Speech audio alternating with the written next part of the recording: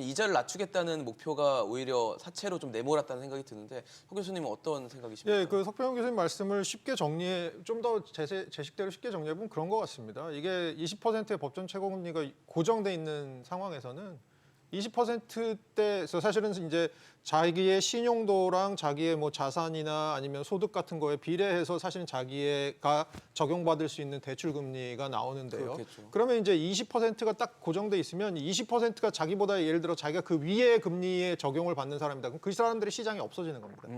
그렇게 생각하시면 되고요. 뭐 예를 들어 어떤 수조에 20%라고 딱 정해놓고 물을 채웁니다. 금리가 낮을 때는 물이 낮으니까 수조가 넘치지 않죠. 그렇죠. 거기다 물을 계속 채우게 되면 무슨 일이 벌어지냐면 금리가 올라가게 되면 무슨 일이 벌어지냐면 금리 밖으로 튀어나가는 물이 그 수조 밖으로 튀어나가는 물들이 생길 수밖에 없는 거고 그 부분이 사실은 지금 사채 쪽으로 몰릴 수밖에 없는 분들이 점점 이 고금리 상황에서 높아질 수밖에 없는 현실이거든요. 그래서 프랑스 같은 경우는 아까 말씀 잠깐 해주신 대로 시장 금리에 연동하는 거랑 그다음에 금리를 적용하는 어떤 상품별로 12개 구간으로 나눕니다.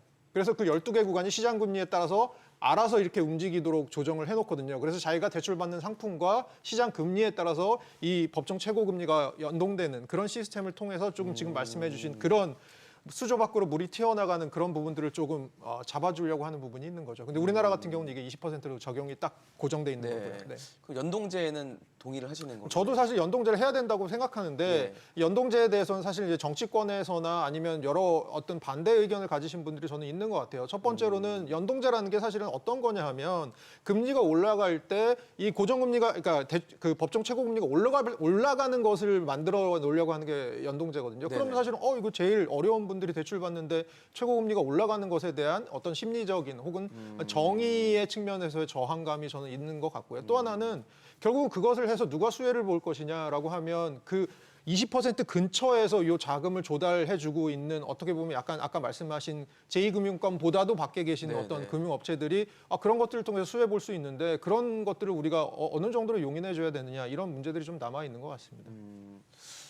이 소장님 어떻게 보십니까? 대출금리 상한에 대해서. 사실은 이렇게 이제 취약계층에 대한 이제 이 금융 대출의 경우에는 상당히 이제 연체율이 높을 수밖에 없고 그래서 이제 글로벌 추세도 보면 배드뱅크를 운영하듯 우리가 아주 금리가 급격하게 오를 당시에는 이제 악성 채권만을 놓아서 그걸 전담하는 은행이 있잖아요. 그렇죠. 마찬가지로 서민저민은행도 있고 여러 가지 대안이 될 수 있는데 결국은 뭐냐? 지금은 당장은 이제 금융권 캠코가 절반씩 이제 모아서 지원을 하고 있는데 이걸 이제 제도화하는 거예요. 시험적으로 한번 해보고 지금 보니까 굉장히 좀 인기가 있잖아요. 맞아요. 설마 했는데 지금 첫날 보니까 1,126건. 대출 금액 그렇게 많지 않습니다. 한 65만 원꼴로 1인당 빌려갔거든요. 이거를 사실 앞서서 인터뷰에서도 얘기했지만 대출 금액이 조금만 더 높았으면 그리고 대출 이자가 좀 낮았으면 15.9%예요. 이자가요? 이자가 금리가? 최대 15.9%로 출발을 해서 이자 상환 잘하면 조금씩 낮춰주는 방식이거든요. 그래도 9%, 10% 두 자릿수 육박합니다.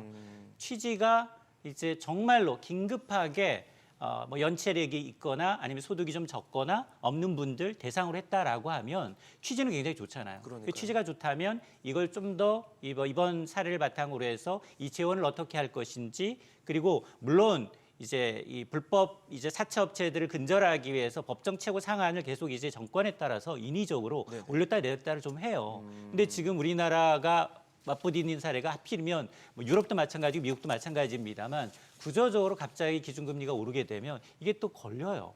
가장 이제 취약한 연결고리가 이런 분들한테 고통이 가기 때문에 이건 어떤 이제 정치적 그리고 이제 이걸 뭐 탄력적으로 이제 금리를 연동시킨다 안 연동시킨다에 대한 논의도 있어야 되겠지만 근본적으로 우리가 이제 취약계층에 대한 대출 부분에 대해서는 일반적인 정상적인 금융생활과는 좀 별도의 이제 파트로 복지 측면에서 좀 접근하는 부분이 있기 때문에 아마 저 개인적으로는 아마 이에 대해서 후속적으로 이번 이제 테스트를 좀 해보고 난 다음에 이번 이제 반응을 보고서 얼마나 실적이 좋고 또 이들 가운데 얼마나 또 환수가 가능한지 그래야만 이제 단계적으로 이자가 낮아질 수 있잖아요. 자, 그런 것을 좀 보고 나서 후속적으로 좀 접근할 부분이 있다라는 생각이 듭니다. 그럼 후속적으로 접근을 한다고 봤을 때 지금 대출 상한이 100만 원까지 되잖아요. 6개월 성실 상환을 했을 경우 100만 원이라는 액수는 어떻게 보시는지 궁금합니다. 아까 뭐 인터뷰에서는 적다고 말씀을 주셨어요. 이게 왜냐하면 이게 여기 가신 분들이 대부분 빚이 있어요.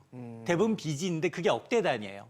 근데 지금 우리가 서민금융 상품을 보시게 되면 아무리 많아봐야 몇백에서 몇천 원이에요. 몇천만 원. 그러니까 이분들은 그 이자 갚기도 이거 빌려서 버겁다는 거군요. 두 자릿수 이자 갚아서 이자 갚고 겨우 생활비할 정도 수준이거든요. 그러니까 간신히 이 위기를 모면하는 정도의 수준이기 때문에 이게 과연 옳은 건지. 그리고 이제 물론 우리가 이제 이런 얘기 하잖아요. 돈 빌려 오면 야, 물고기를 직접 주는 것보다 물고기 낚는 법을 가르쳐줘야 된다라고 얘기를 하는데 이분들이 정말로 필요한 건 스스로 정말 일해서 한 푼이라도 갚을 수 있게끔 그 사이에 시간을 좀 벌어주는 노력이 좀 필요한 거잖아요.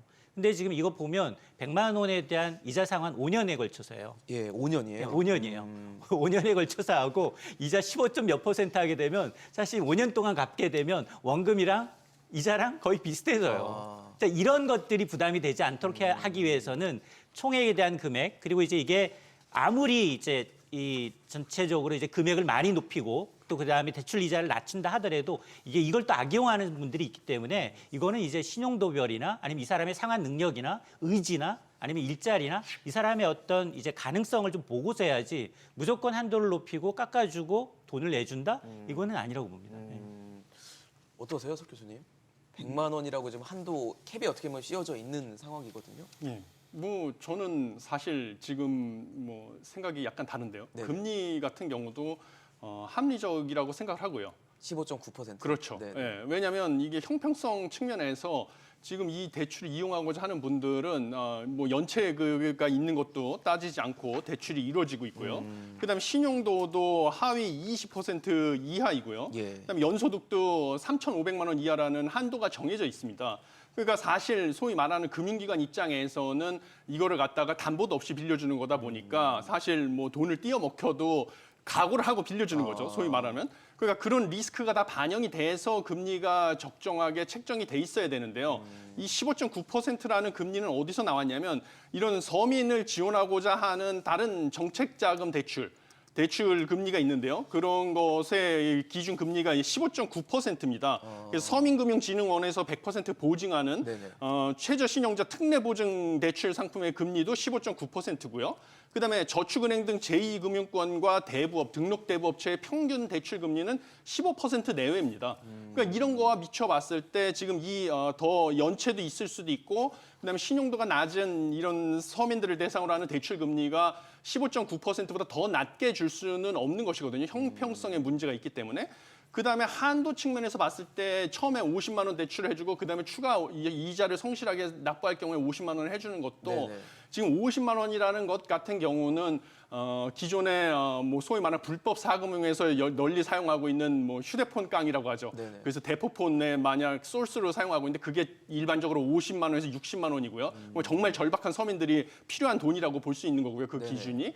그다음에 온라인으로 등록 대부업체들이 광고하고 있는 서민 대출의 평균이 40만 원으로 지금 알려져 있습니다. 그러니까 당장 급한 돈의 범위가 일단 50만 원이라고 하는 것이고 그다음에 아까 말씀드렸다시피 서민분들이 찾는 대출이다 보니까 이게 사실은 이 빌려주는 사람 입장에서는 못 갚을 가능성이 크다는 생각을 하고 빌려주는 건데 이 대출 관계에 있어서 가장 중요한 게 소위 말하는 경제학에서 정보의 비대칭성이거든요. 그래서 돈을 빌려가는 사람 입장에서 내가 이 돈을 갚을지 안 갚을지에 대한 정보가 돈을 빌려주는 사람보다 높거든요.